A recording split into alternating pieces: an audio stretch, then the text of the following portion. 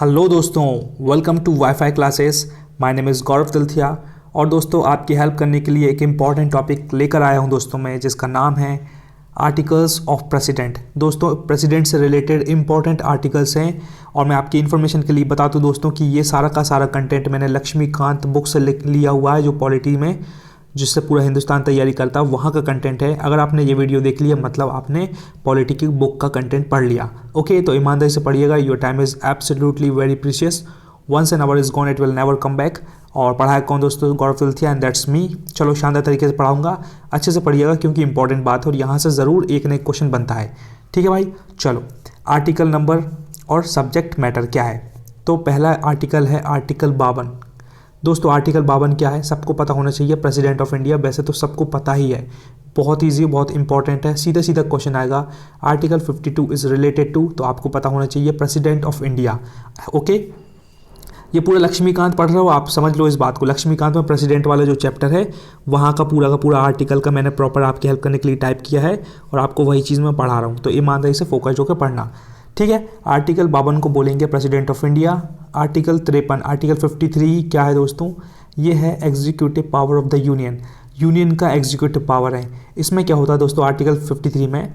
मतलब एक तरीके से प्रेसिडेंट का ही पावर होता है, जिसमें या तो प्रेसिडेंट खुद अपने पावर यूज़ करेगा या किसी ऑफिसर को अपॉइंट कर देगा कि भाई तुम ये वाला काम संभाल लो, तो इसको बोलेंगे आर्टिकल 53। बस आप तो अभी इतना याद रख लो कि article 53 is related to executive power of the union. Okay, 3-4 बार इस वीडियो को देख लोगे 2 की स्पीड में, पूरा तोते की तरह याद हो जाएगा। यही सीक्रेट है, यही तरीका है। थर्ड, आर्टिकल 54 क्या है दोस्तों? ये 52 पता चल गया, प्रेसिडेंट। 53 executive power. 54 में इलेक्शन ऑफ प्रेसिडेंट का इलेक्शन होगा दोस्तों, है ना। 54 में क्या होगा? Election of president. ये आपको याद करना पड़ेगा, कोई तरीका नहीं है, इस हर जगह ट्रिक नहीं बना सकते, बार बार रिपीटेशन करना, अपने आप याद हो जाएगा, है ना दोस्तों। I just want to help you, that's why I am saying again and again. Fourth देखो, आर्टिकल 55। ये क्या है दोस्तों? ये है manner of election of president. President का इलेक्शन किस तरीके से होगा, ये आर्टिकल 55 में लिखा है। 54 में बताया है कि प्रेसिडेंट का इलेक्शन होगा भाई, ठीक है, लेकिन 55 में ये बताया है कि भैया किस तरीके से होगा, कैसे होगा, सिंगल ट्रांसफरेबल वोट होगा, किस तरीके से होगा, ऐसे बताते हैं। ठीक है, इंपॉर्टेंट है। अभी 3-4 और पढ़ाऊँगा। देखो, आर्टिकल 61 तक है और बाकी के जो आगे के आर्टिकल्स हैं वो मैं नेक्स्ट पार्ट में लेकर आऊँगा, ताकि छोटे छोटे गोल आप अचीव करो और एटलीस्ट अभी इतने आर्टिकल्स तो याद कर लो। अभी नेक्स्ट पार्ट में बाकी के अपन आर्टिकल याद कर लेंगे, अपना प्रेसिडेंट का टॉपिक खत्म, इंपॉर्टेंट वाला और इंपॉर्टेंट आर्टिकल खत्म हो जाएंगे। ठीक है, ये देखो, article 56 is related to term of office of president. Article 56 में दोस्तों ये बताया 56 में कि भैया प्रेसिडेंट की टर्म क्या रहेगी, उसके ऑफिस की 5 साल तक रहेगा ये, और कब तक रहेगा, उसका पूरा जो मतलब पूरा कार्यकाल कब तक रहेगा, उस बारे में आर्टिकल 56 में बात करी गई है। इस चीज़ की ट्रिक मत ढूंढना दोस्तों। If you are really sincere towards your study and if you really want to make a difference, तो थोड़ी सी कीमत चुकाना, थोड़ा सा कंसिस्टेंट हार्ड वर्क करके चीज़ें याद कर लेना। ठीक है भाई, क्योंकि बड़े बड़े लोग अच्छे से कर लेते हैं और वो आगे बढ़ जाते हैं।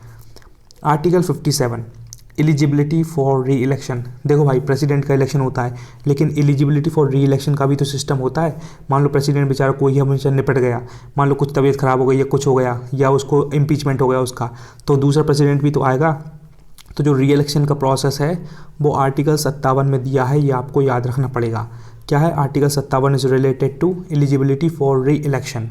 ठीक है, ये देखो, आर्टिकल 58 में क्या लिखा है दोस्तों? इसमें लिखा हुआ है qualification for election of president. अब देखो भाई, प्रेसिडेंट है तो ऐसा अंगूठा टेक तो होगा नहीं, बिल्कुल नकली सा फर्जी, इसको कछु आनारम का भी नहीं पता उसको, है ना। तो आर्टिकल 58 में उसकी क्वालिफिकेशन दिए हैं, भैया तुम प्रेसिडेंट बनने लायक हो भी कि नहीं, या बिल्कुल झोला छापा आदमी नकली तो नहीं हो, तो थोड़े से उसकी कुछ क्वालिफिकेशन होना चाहिए, तो वो आर्टिकल 58 में उस बारे में लिखा हुआ है। Okay, article 59। Article 59 is related to conditions of president office. President के जो ऑफिस की कंडीशंस क्या होगी, किस तरीके से वो ऑफिस उसका चलेगा, उसके प्रोटोकॉल्स क्या होंगे, रूल्स क्या होंगे, है ना। तो कुछ कंडीशंस होती है प्रेसिडेंट के ऑफिस की, वो आर्टिकल 59 में लिखा हुआ है, तो ये आपको याद करना पड़ेगा। मैं एक बार फिर से रिवाइज करवाऊंगा ताकि आपको अभी याद हो जाए, और लास्ट में 1-2 क्वेश्चन पूछ लूँगा तो आप बताने के लिए कैपेबल हो जाएंगे। ओके, 9th वाला देखो, ये है आर्टिकल 60। ये मेरे को बहुत अच्छे से याद हो गया था, मैंने कैसे याद किया था ट्रिक बना के।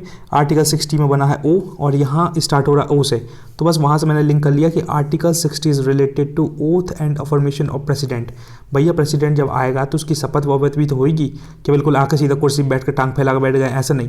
उसकी ओथ होती है बाकायदा, वो अपनी शपथ लेता है कि मैं भारत का राष्ट्रपति अपने कर्तव्य का निर्वहन करते अपने प्राणों की बाजी लगा दूंगा और ये करूँगा वो करूँगा, तो सारी बातें वो करता है अपने ओथ में। तो वो कैसे रिलेटेड है आर्टिकल 60 से, याद रहेगा आर्टिकल 60 का ओ और ओथ का ओ, तो आपको याद रहेगा article 60 is related to oath and affirmation of president. ठीक है, 10th वाला ये इंपॉर्टेंट और लास्ट है, बहुत इंपॉर्टेंट है। आर्टिकल 61 में क्या, procedure for impeachment of president. ये भी मैंने ट्रिक बना के कैसे याद किया था दोस्तों। आर्टिकल 61 कैसे लिख रहे हैं अपन, 61 है ना, और इम्पीचमेंट भी कहाँ बनता है, आई, ये आई बना दो मैं क्यों इसको, तो इम्पीचमेंट का प्रोसीजर कहाँ है, आर्टिकल 61 में। तो 2 मैंने आपको ट्रिक्स के हेल्प से याद करवा दिया दोस्तों, और बाकी भी मैं ट्रिक बनाने की कोशिश करूँगा। अभी मैं आपको प्रॉपर रिवाइज करवाता हूँ, ठीक है। ये सभी को पता दोस्तों, प्रेसिडेंट ऑफ इंडिया आर्टिकल 52, ये मैंने पता कैसे याद किया था उस टाइम पे जब मैं स्टार्टिंग में पढ़ता था। तो आर्टिकल 52 जैसे अपन 52 पत्ते होते हैं ना दोस्तों अपने, है ना, जो ताश खेलते हैं ना अपन, उसमें कितने होते हैं, 52 पत्ते, और 52 पत्तों पर राज किसका रहेगा, प्रेसिडेंट पर रहेगा। कुल मिलाकर भारत का राष्ट्रपति एक तरीके का राजा होता है। तो एक तरीके से ऐसा 52 पत्ते उसी के हैं, वो कुछ भी यूज़ करे, इक्का बादशाह बेगम सब उसी के पास है। तो 52 पत्ते का पावर किसके पास है, प्रेसिडेंट के। इस तरीके से मैंने इसको याद किया था, आपको भी पक्का हेल्प मिली होगी। 53 में क्या है, देखो भाई अब प्रेसिडेंट रहेगा तो कुछ उसके पावर्स तो रहेंगे ही, तो बिल्कुल ऐसे याद कर लो कि 52 में उसका प्रेसिडेंट के बारे में है, और जस्ट पीछे उसके बाद 53 में उसके कुछ पावर्स हैं, और 54 में क्या है, इलेक्शन ऑफ प्रेसिडेंट है। अब 54 में इलेक्शन कर दो। अब 54 से ऐसे ट्रिक बना लो कि 54 के बाद 4 जो आ रहा है, मान लो 4 दिन लगते हैं इलेक्शन प्रेसिडेंट होने में, 4 दिन लगते हैं, ऐसे ट्रिक बना लो याद करने के लिए, क्योंकि अपने को बस याद करना है। और कहते हैं साइंटिफिक स्टडी बताती है कि एसोसिएट करके आप अगर पढ़ोगे तो मैक्सिमम टाइम तक आप रिटेन कर पाओगे। तो अभी ट्रिक बनाओ इसकी। 54 में क्या है, 4, मतलब 4 बोले तो 54 थोड़ा सा याद लगाओ कि भैया कोई बोल रहा है कितना टाइम लगता है, एटलीस्ट 4 डेज़ तो लगेंगे भाई। तो ऐसे याद कर लो कि अगर प्रेसिडेंट का इलेक्शन करवाना है तो 4 दिन लगेंगे, मतलब 54। बाकी 51, 52, 53, 54 ऑप्शन आएगा, आप पक्का पहचान जाओगे और धूम मचा दोगे। ठीक है भाई, चलो आर्टिकल 55 में क्या है, manner of election of president, किस तरीके से होना चाहिए, है ना। जैसे 55 में ये 5 बना है तो बिल्कुल सेम टू सेम उसी तरीके से एक और 5 बना दिया। तो ऐसे ही इसमें लिखा हुआ है कि किस तरीके से प्रेसिडेंट का इलेक्शन होना चाहिए, तो वैसा ट्रिक बना लो। जिस तरीके से ये वाला 5 बना है उसी तरीके से ये वाला 5 बना है, तो ये हो गया आर्टिकल 55। उसी तरीके से इसमें ये लिखा है कि प्रेसिडेंट के इलेक्शन का तरीका क्या होना चाहिए, और जो 55 को भी आपने उसी तरीके से लिंक कर लिया है। ओके, आपको पक्का याद हो रहा होगा, पक्का हेल्प मिल रही होगी। आप अभी लक्ष्मीकांत की बुक खोलिएगा, प्रेसिडेंट वाला चैप्टर निकालिएगा, लेफ्ट हैंड साइड पर पूरे आर्टिकल्स लिखे हुए हैं। आप अभी देखोगे आपके चेहरे पे स्माइल होगी, आप कहोगे यार गौरव तिलथिया ने कुछ स्पेशल पढ़ा दिया है, शानदार। ठीक है, 56 में क्या है दोस्तों, इसमें लिखा हुआ है कि term of office of president, president के ऑफिस की टर्म कितनी है, कब तक वो प्रेसिडेंट उसमें रहेगा, 5 साल रहेगा कि 6 साल रहेगा। देखो वो ट्रिक भी बन गई। देखो आर्टिकल 56 ऐसे ही है, तो आपको पता नहीं कि वैसे तो आर्टिकल प्रेसिडेंट अपने 5 साल रहता है, ठीक है। तो इसमें लिखा है कि कोई पूछ रहा है कि पता नहीं प्रेसिडेंट 5 साल रहेगा या 6 साल रहेगा, तो वहीं से ट्रिक बना लो कि article 56 is related to term of office of president. Okay दोस्तों, चलो आर्टिकल 57, इसमें लिखा है एलिजिबिलिटी फॉर री इलेक्शन, है ना, एलिजिबिलिटी फॉर री इलेक्शन, फिर से री इलेक्शन कैसे होंगे। तो आर्टिकल 57 में, तो कैसे बताऊँ इसको, इसका यार मेरे को दिमाग में नहीं आ रहा, बट एक चीज़ मेरे को आ रहा है कि जैसे 1857 में क्या हुआ था, थोड़ा लिंक करो यार, थोड़ा अजीब सा बनाना पड़ेगा। I just want to help you, इसलिए मैं लिंक कर रहा हूँ। 1857 में दोस्तों अपनी रानी लक्ष्मीबाई ने युद्ध किया था और वो वीरगति को प्राप्त हो गई थी, मतलब उनकी डेथ हो गई थी, है ना। तो 1857 में जो लड़ाई करी थी क्रांति वाली, तो वो किसने करी थी, अपनी रानी लक्ष्मीबाई ने करी थी। तो वही ऐसे लिंक कर लो कि 57 थोड़ा क्रांति से रिलेटेड है। तो अगर अभी फिर से क्या बोलते, अगर फिर से कोई लड़ाई करने की बात होती तो फिर से इलेक्शन अगर होते ना, फिर से री इलेक्शन होते, तो लोग लक्ष्मीबाई को ही इलेक्ट करते कि भाई तुम जाओ, तुम ही फाइट करके आओ। तो थोड़ा सा अजीब सा ट्रिक है, लेकिन हेल्प करेगी बहुत सारे लोगों को, और मैं तो ऐसे ही तरीके से याद करता हूँ, मुझको बहुत अच्छे से याद रहता है दोस्तों। मेरे मैक्सिमम वीडियोस ऐसे ही मैंने ट्रिक बना के बताए हैं। एक बार फिर से, जैसे 1857 में रानी लक्ष्मीबाई ने फाइट करी थी, अगर फिर से इलेक्शन हो जाए अभी, तो कोई भी कहेगा कि भैया जो 1857 में क्रांति हुई थी वैसी की वैसी क्रांति होनी चाहिए, है ना, इस तरीके से। या कोई लीडर रहेगा तो इस तरीके से, जैसी रानी लक्ष्मीबाई ने क्रांति करी थी वैसी क्रांति उस लीडर को करना चाहिए। तो article 57 is related to eligibility for re election. याद रहेगा, इतना खींच दिया आप तो पक्का याद हो जाएगा भाई। सेवन्थ है article 58 is related to qualification for election of president. इसमें क्या है, प्रेसिडेंट बिल्कुल झोला छाप नकली नहीं होना चाहिए, अंगूठा टेक, कुछ उसके क्वालिफिकेशन होनी चाहिए। तो भैया उसमें 58 में है ना, ठीक है। तो ऐसे याद रख लो कि क्वालिफिकेशन के लिए उसको बेचारे को 5-8 बात पता होनी चाहिए, है ना, 5-8 बात कुछ तो पता रहे भाई कि हाँ ऐसा होता है ऐसा होता है। तो 58 ऐसा लिंक कर लो। 59 आपको पता है कि इसमें कंडीशन रहेंगी प्रेसिडेंट के ऑफिस की, तो ये इतना इंपॉर्टेंट नहीं, बट एक बार पढ़ लो।